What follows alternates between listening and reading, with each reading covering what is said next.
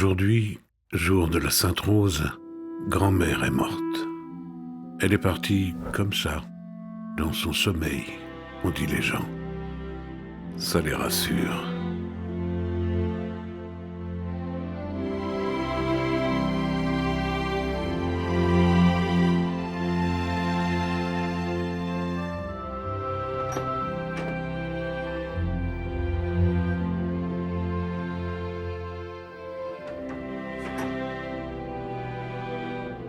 Grand-mère, c'était cette vieille dame un peu originale qui habitait le quartier depuis une éternité et qui répétait depuis des années qu'elle venait d'avoir 80 printemps.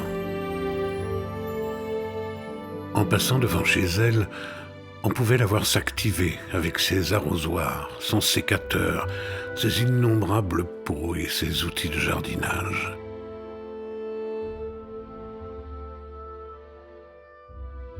À longueur de journée, elle chouchoutait, taillait et rempotait ses plantes avec application.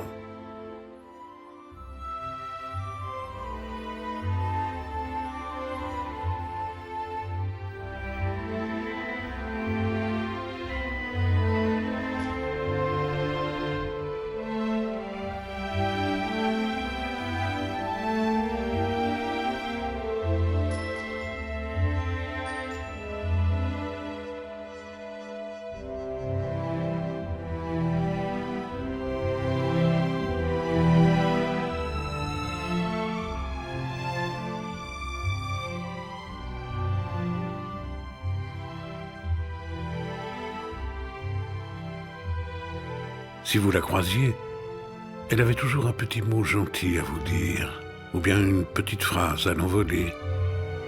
Vous ne saviez jamais vraiment quoi répondre. Vous souriez, et puis c'était grand-mère.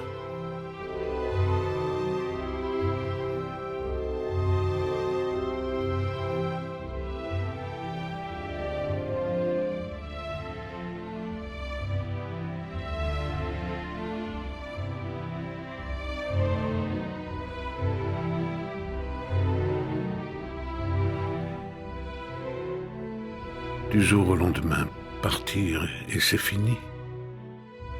Et après?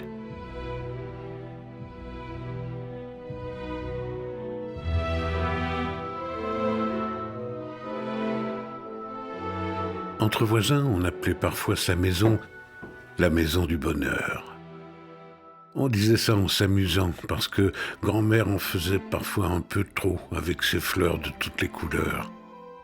Mais au fond, il y avait un peu de vrai aussi. Elle était joyeuse, lumineuse et tellement fleurie, cette maison. Au milieu des rues grises, c'était bon de voir grand-mère vivre d'une manière tellement à part, loin du monde fade et pressé. Mais grand-mère n'est plus. Elle avait perdu son mari et son fils dans un accident de voiture. Elle ne s'était pas remariée. Elle n'avait plus de famille, elle était restée seule. Qu'avait-elle laissé alors? Une maison vide et des anonymes dont aucun ne la connaissait vraiment?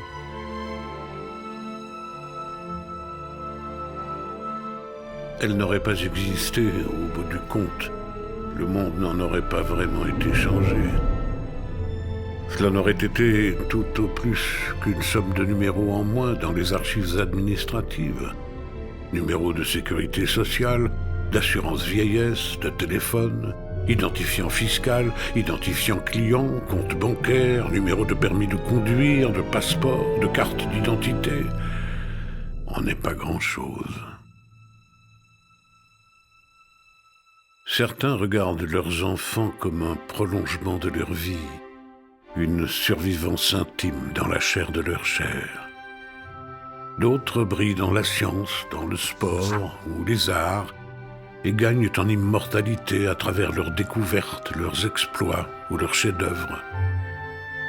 Et combien resteront dans les pensées parmi tous ceux qui essaient vainement de se faire remarquer du monde? Alors certains construisent des empires, des sociétés à leur nom, internationales et cotées en bourse, parce que c'est toujours mieux qu'un numéro.